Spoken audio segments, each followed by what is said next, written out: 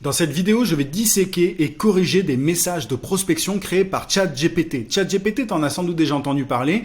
Ça a fait le buzz, c'est un logiciel basé sur l'intelligence artificielle qui te permet de faire des tonnes de choses et donc potentiellement de créer des messages de prospection si tu lui donnes les bonnes consignes. Et je me suis dit que ce serait intéressant de voir avec toi si les textes créés par cet outil sont utilisables concrètement pour ta prospection par email ou pour ta prospection sur les réseaux sociaux par exemple. Parce qu'il y a souvent une différence entre ce que nous donnent les robots et ce qu'on peut utiliser dans la vraie vie. On va voir tout ça directement sur mon écran, mais juste avant, je t'invite à mettre un gros pouce sous cette vidéo.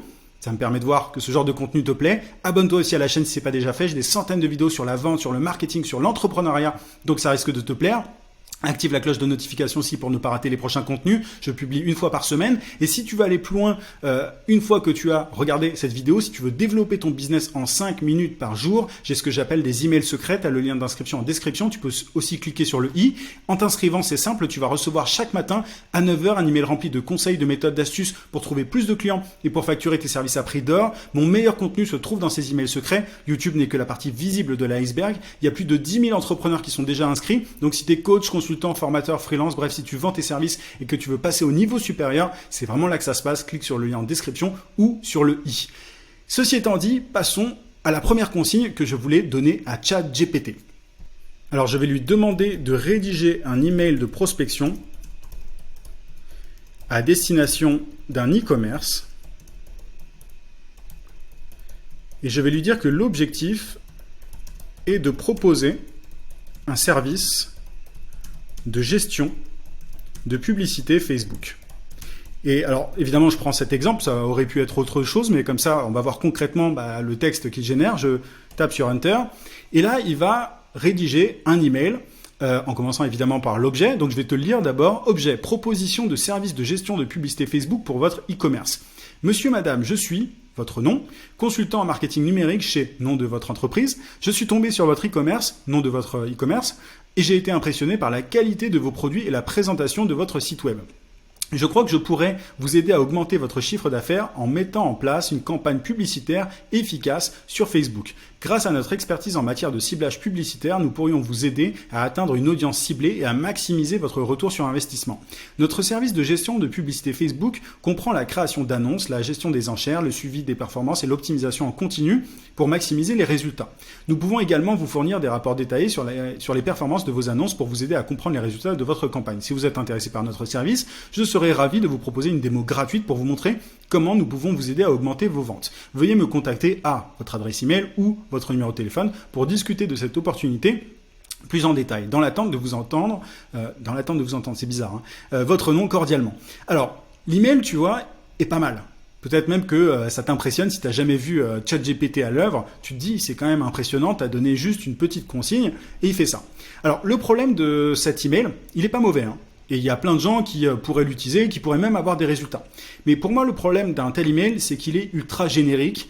Il n'est pas personnalisé. C'est logique parce qu'il n'y a pas d'élément de personnalisation dans ma consigne. Et il ne s'intéresse pas réellement aux prospects. Si tu veux, moi, j'analyse ça sous mon angle d'expert en prospection B2B notamment. C'est-à-dire que moi, ce que j'invite souvent mes clients à faire, c'est de personnaliser leur message et de s'intéresser réellement à la personne qu'ils ont en face et pas de balancer directement un truc du style je peux vous aider à faire ceci, cela, je fais ceci, je fais cela, je propose ça, est-ce qu'on en parle par téléphone, tu vois. Et là, c'est exactement ce qu'il fait. Il y a plusieurs points aussi à aborder, tu vois. L'objet est extrêmement long, proposition de service, de gestion de publicité, enfin franchement, tu as un prospect qui reçoit un tel objet, il n'a pas envie de l'ouvrir, il sait très bien que c'est un email commercial, tu vois, c'est une proposition commerciale, il n'a pas forcément envie de l'ouvrir. Là, il propose pas non plus de personnalisation, tu vois, en mettant en avant le fait que tu dois mettre le prénom ou le nom de la personne, mais bon, ça à la limite tu peux corriger. Mais tu vois, il commence aussi son email en parlant de lui. Enfin, tu vois, l'idée c'est, là il commence en disant je suis blabla, je suis chez telle boîte.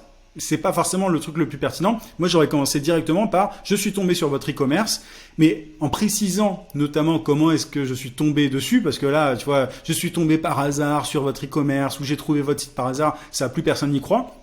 Donc cette phrase est pas mal, mais celle-ci, pardon, mais il aurait dû commencer par ça. Et alors il dit j'ai été impressionné par la qualité de vos produits et la présentation de votre site web. C'est pas mal de faire un compliment, c'est une bonne chose, mais il faut préciser les choses, tu vois. Bon là, encore une fois, il n'a pas d'éléments de personnalisation, donc il peut pas. Mais c'est à toi, tu vois, si tu utilises ChatGPT, d'ajouter des éléments vraiment concrets, précis, pour montrer à la personne en face que tu n'utilises pas un robot, justement. Parce que il y a de plus en plus de personnes qui vont utiliser ChatGPT, ce genre de logiciel, pour pouvoir accélérer leur prospection. Et le truc, c'est qu'au bout d'un moment, forcément, les prospects vont savoir de plus en plus facilement reconnaître un tel email, tu vois, créé avec un robot.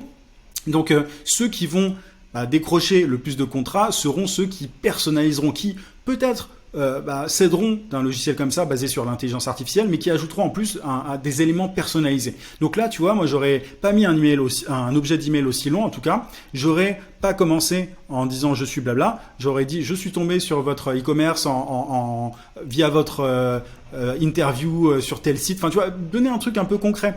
J'aime beaucoup votre produit, surtout la gamme blabla. D'ailleurs, je suis client. Tu vois, faut pas mentir évidemment, mais c'est un exemple. Et ensuite, commencer à parler de soi en disant voilà, je suis consultant blabla. Mais dans un second temps, vraiment, la clé pour moi, c'est d'abord de parler du prospect, de ce qu'il fait, et de lui faire un petit compliment. Et alors, le truc, c'est que il y a un gros problème pour moi aussi dans un email comme ça, c'est que là, il part du principe que voilà, je crois que je pourrais vous aider. En fait, on n'en sait rien en tant qu'entrepreneur. Quand on aborde un prospect, on ne sait pas si on peut l'aider. Évidemment, on peut analyser les réseaux sociaux, son site internet, si on travaille dans le digital, tu vois. Mais il y a plein d'éléments qui nous manquent. Et du coup, moi, ce que je recommande, au lieu de dire je peux vous aider à faire ceci, cela, c'est de poser une question pour savoir si le prospect en face a le problème que tu peux régler. Tu vois, tu peux dire un truc du genre, j'ai vu que vous faisiez de la publicité sur Google, mais je me suis rendu compte que vous n'aviez pas de Facebook Pixel, enfin vous n'aviez pas de tracker Facebook sur votre site. Est-ce que vous faites de la publicité Facebook? Tu vois, vraiment essayer d'engager la conversation comme ça, plutôt que de chercher à vendre directement le service dès le départ. Là, ce que le robot fait, c'est qu'il propose directement, voilà, je crois que je pourrais vous aider, on fait ça, si vous êtes intéressé, on se parle. C'est pas, tu vois, c'est très frontal, c'est très direct, c'est un peu trop agressif pour moi, et tu auras beaucoup plus de chances d'obtenir des retours si tu t'y prends comme je suis en train de te l'expliquer, tu vois. Compliment, enfin, tu dis comment t'as connu la boîte, le prospect, tu fais un petit compliment, tu te présentes très brièvement, et tu mets en avant quelque chose que tu as remarqué chez le prospect et tu poses une question. Et si le prospect dit un truc, tu vois, par exemple, oui, effectivement, on n'a jamais fait de publicité Facebook, on aimerait bien s'y mettre, là, tu peux commencer à en parler. Mais je trouve que, tu vois, parler directement du service sans avoir une quelconque permission du prospect avant, c'est pas la bonne chose à faire. Donc, il y a des tonnes de personnes qui vont utiliser des emails comme ça, mais justement, c'est créé par un robot et le robot, il n'a pas la même empathie que toi. Enfin, il n'a pas d'empathie, le robot. Il n'a pas tu vois, il n'a pas de psychologie. Donc, même si c'est pas mal, tu vois, c'est très générique, c'est très standard. Et plus les gens vont utiliser ce genre de logiciel, moins ça va marcher. Donc, il faudra encore plus personnaliser pour avoir des résultats. Les prospects vont être de plus en plus sceptiques et il faut absolument que tu te démarques et que tu ne copies pas bêtement ce qui t'est proposé là. On peut essayer un autre exemple. On va lui demander, on va ouvrir une nouvelle fenêtre de chat. Là, on va lui demander, rédige par exemple un message LinkedIn pour proposer un service de SEO à une startup, on va dire. Une startup. On va aller un cran plus loin quand même, spécialisé dans je sais pas, dans le retail, on va mettre. Je dis n'importe quoi, tu vois. C'est vraiment un exemple. Donc, on va voir le message qui va proposer cette fois. Donc, bonjour, nom de la startup. Alors là, déjà, il se plante, tu vois. C'est là que tu vois que c'est un robot. Bonjour, nom de la startup. On s'adresse pas à une boîte. On s'adresse à quelqu'un, au fondateur éventuellement de la startup. Mais évidemment, là, j'ai été un peu rapide. J'ai écrit comme un humain. J'ai dit rédige un message de LinkedIn pour proposer un service de SEO à une startup. Tu vois, donc j'étais un peu vite et lui, il se dit, bon, il faut écrire à la startup, mais c'est au fondateur de la startup qu'il faut écrire.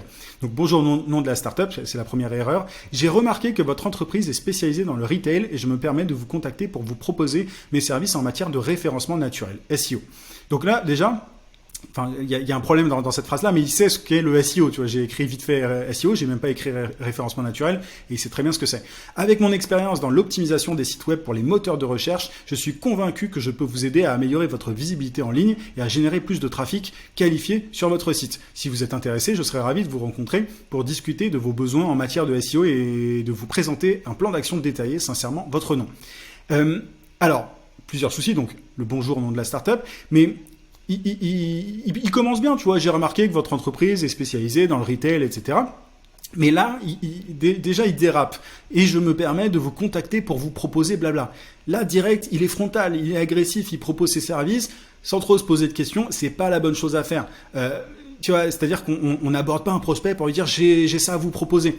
Encore une fois, ce que tu dois faire, c'est évidemment le complimenter, lui dire un truc sympa pour briser la glace et gagner un peu sa confiance. L'idée, évidemment, il faut que ce soit sincère, je le répète, mais voilà, il faut que ce soit sincère.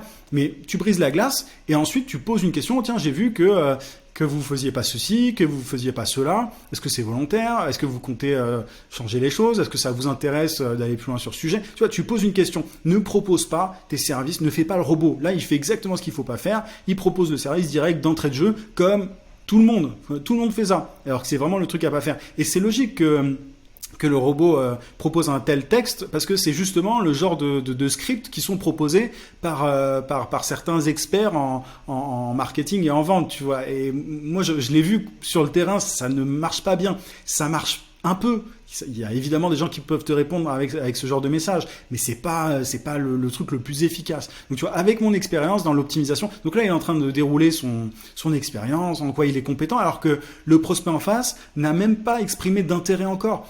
Au départ, tu dois chercher si le prospect a un problème, le problème que tu peux régler, et au fur et à mesure de la conversation, tu dois identifier s'il a envie d'aller plus loin, s'il recherche une solution pour régler son problème. Donc tu vois, déjà, regarde s'il est conscient de son problème, s'il a le problème en question, s'il en est conscient, si ce problème est assez douloureux pour qu'il ait envie de chercher une solution.